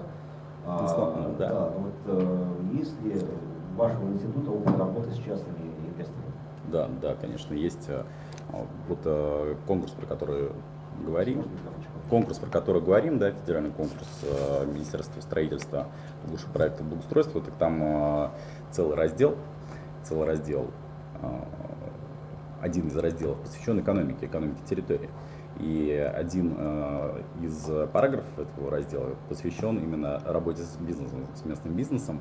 И для того, чтобы в этом проекте победить, так сказать, набрать большое количество баллов, там необходимо поручиться либо письма о намерениях, либо гарантийные письма от предпринимателя, то, что они в перспективе, когда проект будет определен финалистом и призером, они готовы инвестировать в него в той или иной части. Например, возможно, что и как это происходит, допустим, происходило в Бирске, то, что местные предприниматели инвестировали в ремонт киосков, в которые ведут торговую деятельность, да, то есть они за свои финансовые получается, отремонтировали фасады, входные группы, кровлю. Некоторые предприниматели вовсе собрали свои торговые павильоны с нуля, то есть возвели заново каркас и полностью его, так сказать, обшивали. Есть предприниматели, которые инвестировали, помогли проекту материалам. Были предприниматели, которые давали гарантийные письма о том, что они могут поспособствовать безвозмездной передаче даже техники во время благоустройства. Вот, то есть понимаете, какой разбег участия предпринимателей в проектах, так сказать, благоустройства. Вот. Поэтому с предпринимателями работа ведется во всех городах, которые участвовали в конкурсе, да, а это 19 городов у нас победителей. Вот. И во всех велась работа как с предпринимателями, так и в некоторых с фондами, которые зарегистрированы на территории городов. Вот. Поэтому все это, конечно, да, ведется. И большая благодарность крупному бизнесу, да, который также принимает участие и софинансирует проекты благоустройства республики. Спасибо. Коллеги, есть вопросы к нашему спикеру? Если вопросов нет, то Дмитрий Александрович, расскажите, пожалуйста, свое видение, каких общественных пространств, каких концепций не хватает сегодня в эфире, и на чем вы работаете? Может быть, вам есть что предложить? Есть что сказать. К сожалению, Если можно, к сожалению, нет Ольги Владимировны. И Алан Викторович как раз хотел прокомментировать то, что они говорили. Вот пример Покровки, замечательный пример. Вот, и как мы столкнулись с той же темой в Уфе. Мы участвовали, делали варианты благоустройства улицы Ленина, нашей центральной улицы. И была тема, было предложение заузить проезжую часть и расширить пешеходную часть. На мой взгляд, абсолютно правильно, потому что улица должна быть либо пешеходной, либо транспортной. На улице Ленина транспорт победил безоговорочно, скорости высокие. И вот с Ольгой Владимировной мы пытались сделать вариант как раз заужения проезжих частей, благоустройства парковок, расширения тротуара. Вариант не был принят, но, видимо, из-за определенного страха города сделать какой-то шаг, либо туда, либо сюда. Все оставили как есть. Я думаю, к этому мы придем, мы вернемся к этому, что нужно будет решать в городе. Либо побеждает пешеход, либо побеждает автомобиль. Пока автомобиль. Компромисс как раз найден в Москве, он найден, то есть сохранены проезжие полосы, они заужены, снижена скорость движения, убраны парковки и победил общественный транспорт. Наверное, нас ждет это самое город, я надеюсь. Пока город не готов, но как бы капля камень точит. Можно еще немножко прокомментировать вот то, что говорилось опять же Ольгой Владимировной про пешеходные улицы. Хорошая тема. В очень давние времена проводился конкурс на реконструкцию гостиного двора, когда он стоял в руинах. Мы в этом конкурсе участвовали, и мы победили в этом конкурсе благодаря тому, что мы дали решение не только по гостиному двору, а по прилегающей территории. Мы давали предложение о пешеходной улице Мустафы Карима и о пешеходной зоне. В пешеходной зоне как раз там, где находится арт-квадрат. Вот та потребность, которая у горожан есть в комфорте, в безопасности, в богатой, насыщенной среде, она реализуется не только в пешеходной улице, абсолютно правильно, но и в пешеходной территории. Пример — это вот как раз наш проект арт-квадрата. Совершенно правильно было сказано, что не надо упираться в пешеходную улицу, хотя я был всегда сторонником пешеходной улицы, а есть другие способы это реализовать. Например, вот опять же арт-квадрат и соседние кварталы. Если бы их ждала судьба арт-квадрата, наверное, город это получил бы. Для меня было немножко шоком, когда мы закончили арт-квадрат, ушли оттуда, и я туда попал через, наверное, полгода после конца наших работ. Я увидел какое-то там кипение жизни, просто поразительно, очень много людей. Видишь, не ожидал. Оказалось, в городе живет очень много людей, так вместе всех не увидишь. Очень много молодежи. Чем еще важна эта работа, о которой мы говорим сегодня? Вот я думал, идя сюда, что же происходит? Происходит то, что когда человек живет среди разбитого асфальта, поломанных бордюров, среди клумб, устроенных в автопокрышках, это определенное отношение к нему со стороны мира, со стороны общества, со стороны государства. И он к этому привыкает. Он привыкает к тому, что лишь бы не было войны. Вот. Когда он видит вот этот поток уважения и красоты от окружения, он привыкает к другому отношению, привыкает к уважению и начинает требовать уважения этого к себе, ну, отовсюду, от государства, от общества и так далее. Мир меняется. То, что вот эти территории, которые мы создаем, в них хозяин ощущает себя не гопники, а нормальные люди, мамочки с детьми, это серьезное изменение на самом деле. Мы это видели и в Уфе, видели в Бирске. Бирск, вот эта центральная часть города была такой очень унылый, пыльный, выбитый, запаркованный, очень грустный сквер с памятником Ленина. То, что произошло, это, конечно, вот мы туда приезжали посмотреть на то, что, как это живет, это поразительно. Мы там поставили, например, качели на площади главной. К ним некая очередь. Сидят ребята, читают, качаются на качелях. Мы сделали... Современные, видимо. Современные, да, современные качели, городские качели. В парке мы сделали так называемые городские гостиные. Не очень верили, что они будут жить. Это такие амфитеатры небольшие среди деревьев. Это просто все засижено молодежью, там не протолкнешься, и все живет. Молодежь катается на роликах. Детская площадка тоже, там просто гул от детей стоит. Все это живет и работает. Это очень здорово. Ну, вот говорилось о роли городской власти. Вот у нас проекты были сделаны в Бирске, в Благовещенске, в Уфе. Очень много зависит от города. Вот отношение Бирска было удивительно внимательное.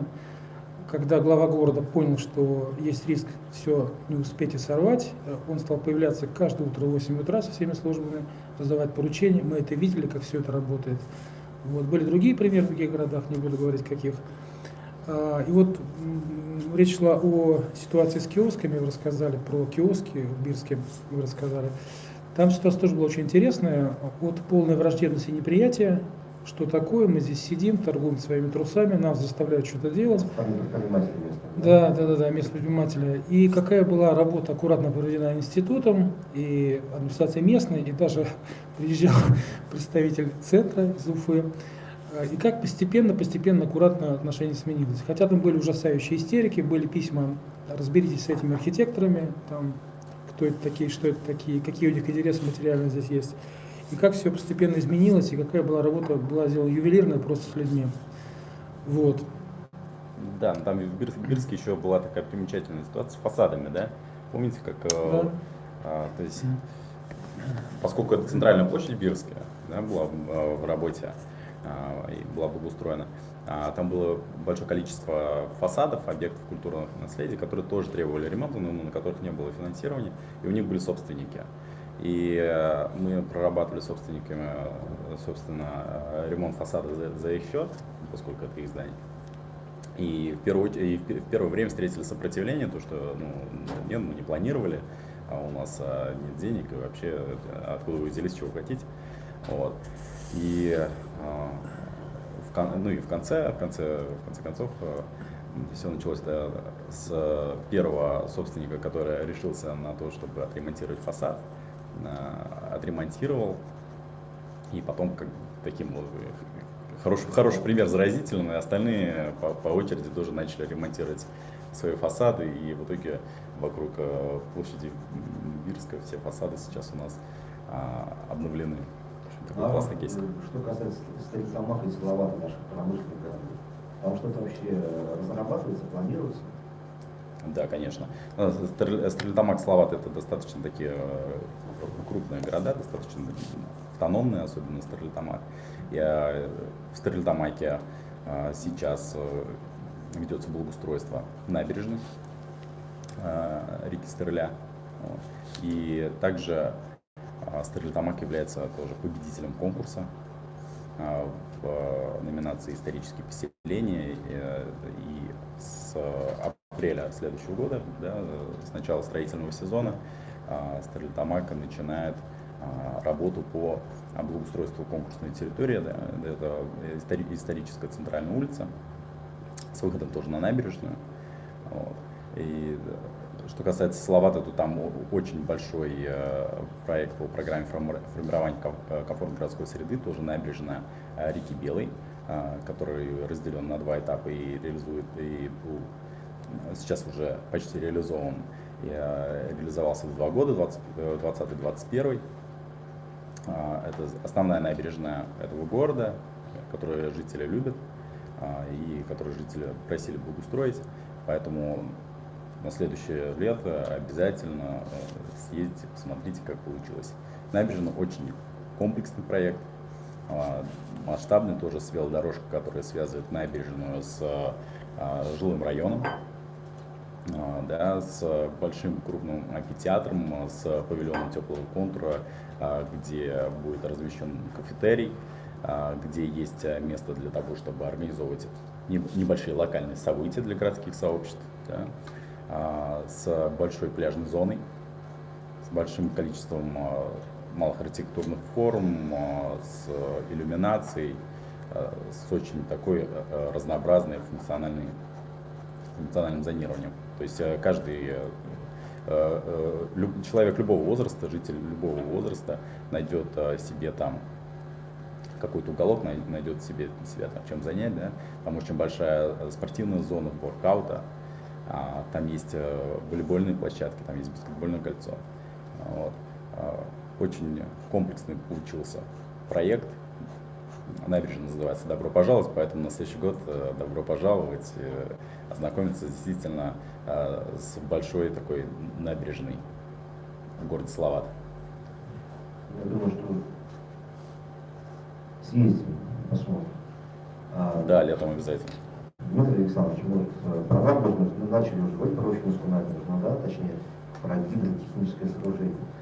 Хотелось бы узнать вот ваше мнение вашей коллеги по поводу, как вы видите Рощинскую набережную, что там должно быть, как она должна, что она должна себе представлять, какие там должны быть объекты, на ваш взгляд, профессионально, конечно.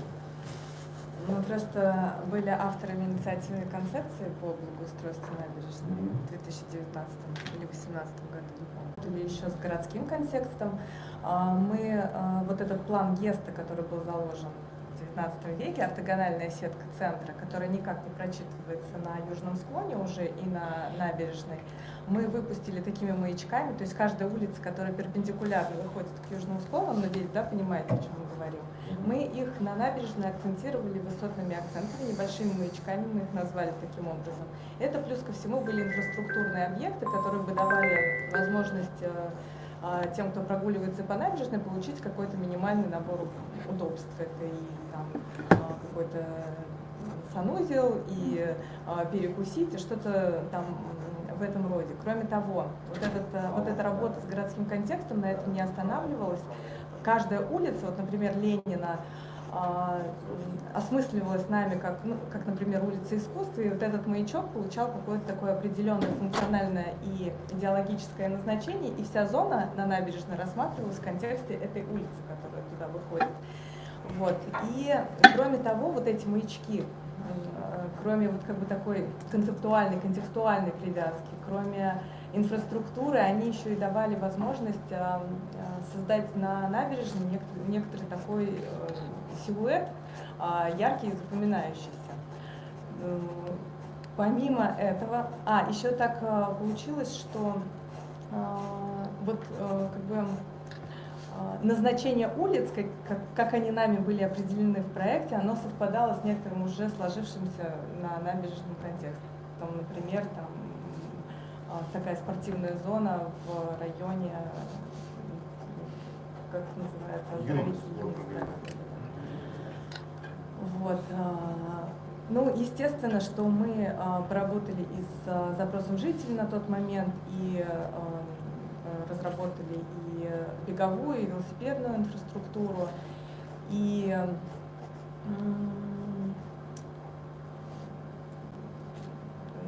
учли развитие Уфы как города искусств, ну и так далее. То есть, на мой взгляд, самое важное, что было сделано, это, конечно, попытка предложить озеленить эти бетонные площади. Там крайне не хватает силы, крайне не хватает силы.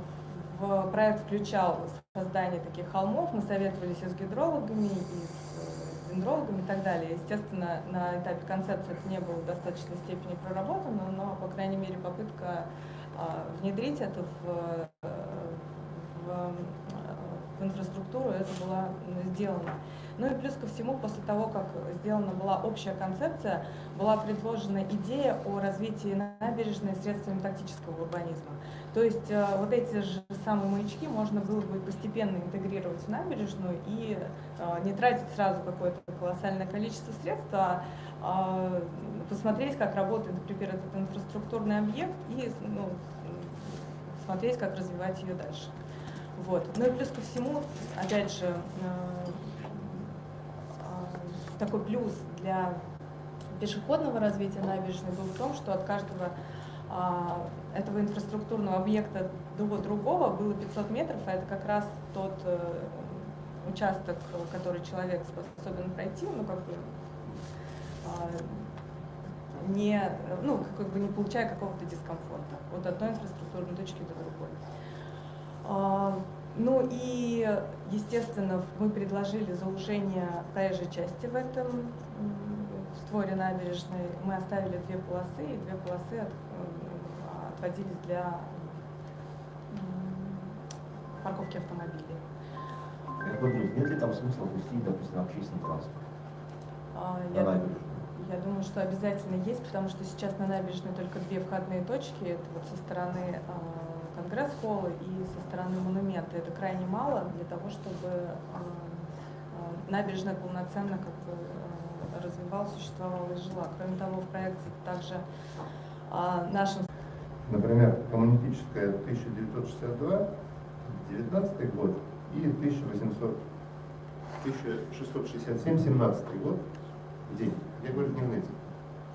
А Ленина 4851 человек 19 год и 4365 человек 17 год. То есть сейчас, когда территория наполнена активностями, смыслами, когда есть зачем приходить, безусловно, трафик увеличился еще больше. Ну, там такие уж цифры посмотреть, я думаю, что не сложно.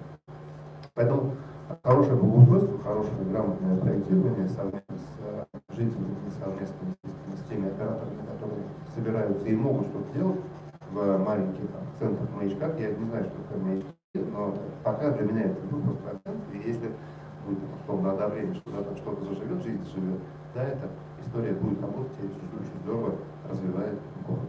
Вот я сейчас просто посмотрел за твою спину, Валерия, и здесь тоже вот у нас объект, да, исторически реконструированный.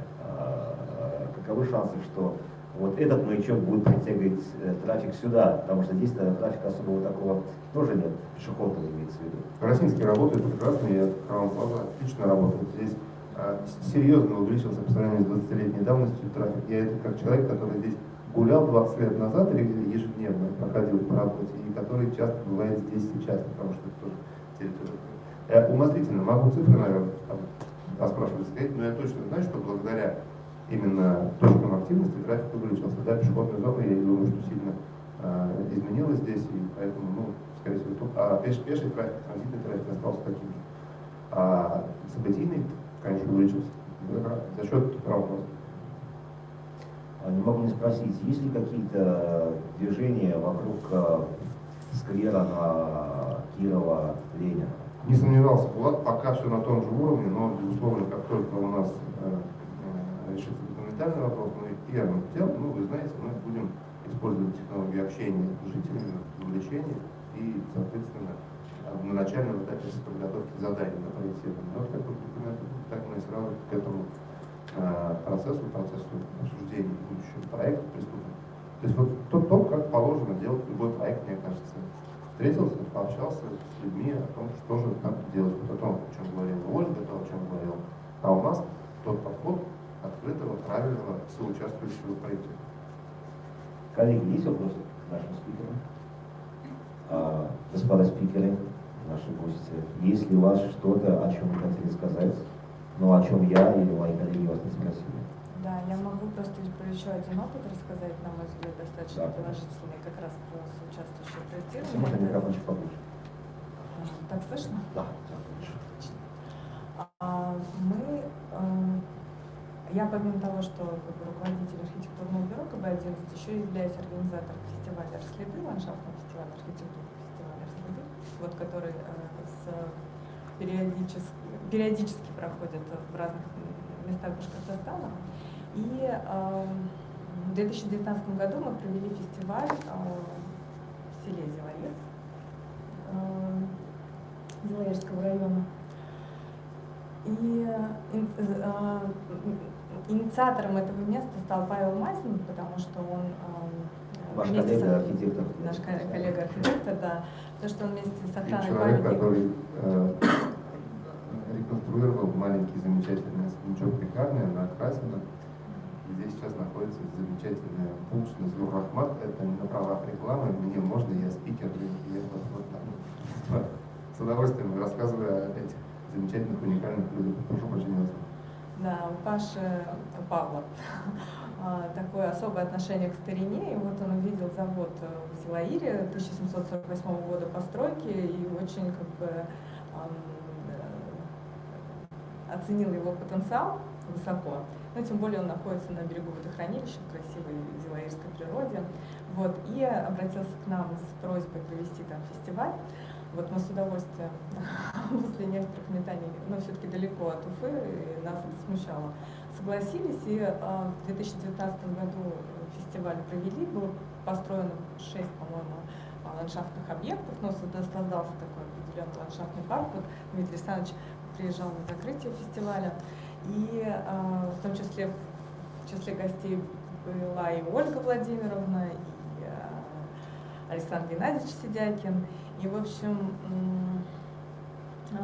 после этого фестиваля у Зилаира, ну, в результате как бы действия администрации еще и появился статус исторического поселения, они получили право участвовать в конкурсе как раз на малые города исторические поселения.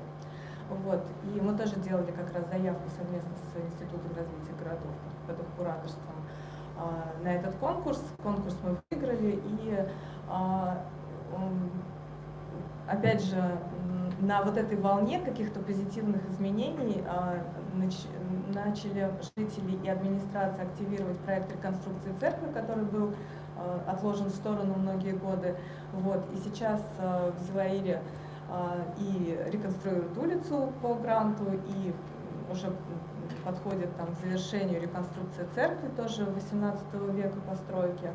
Вот. И совсем недавно к нам обратилась общественная организация из Оренбурга с просьбой дать какие-то материалы по заводу, и у них появились возможные спонсоры, которые готовы как-то участвовать в реконструкции завода. Вот такой уникальный опыт, который, я думаю, что рано говорить о каких-то выводах в плане потоков, потому что это все на этапе строительства находится, но я надеюсь, что положительные изменения там только начинают. Александр, здесь же еще качественные показатели, то есть количественные показатели, есть качественные показатели. То есть сколько людей прошло и сколько времени там находились, да. Потом какой у них еще индекс счастья, да, и как он изменится. Это тоже очень важно. На самом деле, мы мало учитываем это, но глобально ради чего все это делается? Для того, чтобы людям было хорошо там, где они живут. Хорошо, комфортно, безопасно, интересно. Дмитрий Александрович, напоследок. Вам хорошо там, где вы живете? В Уфе? Да. Ну что бы вы еще такое изменили? Вот Арт-Квадрат хороший, на самом деле, я себе тоже скажу, объект, и мне самому очень нравится, и если вот говорить, возвращаться к теме разбитых окон, мне даже, извините, аккурат бросить мимо ужин там не хочется абсолютно. Я хожу еще куда. Уфа очень комфортный город для жизни, очень приятный для воспитания детей, немножко с низкой динамикой, немножко, мое ощущение, не дающие тех перспектив, которые могут давать, вот, но очень комфортно. Мне уютно жить там, где я живу. Понятно. Что вы еще добавили А вот эти вот как бы кристаллики брошенные в город, это вот Арт-Квадрат, центральный квартал, где гостиный двор. Они все сконцентрированы в центре. А вот совершенно правильно, они должны как бы давать свои ростки, например, та же улица Ленина, например. Наверное, парк Якутова заслуживает какого-то другого отношения, чем сейчас. И вот эти вот точки кристаллизации, они должны весь город охватить. На самом деле, то, что делается в городе, делается правильно. Берутся вот те же самые дубки, такие вот важные места, они отрабатываются, они становятся горожанам привычны, и горожане начинают спрашивать, а почему не везде так? Ну, постепенно вот что-то произойдет. Очень приятно, что... Планирование какое-то на десятилетие, да? Я думаю, что да, учитывая наши финансы, нигде в мире это не проходит сразу. То же самое в Европе, это какие-то точки, на самом деле, там такого же безобразия, как у нас, тоже можно найти.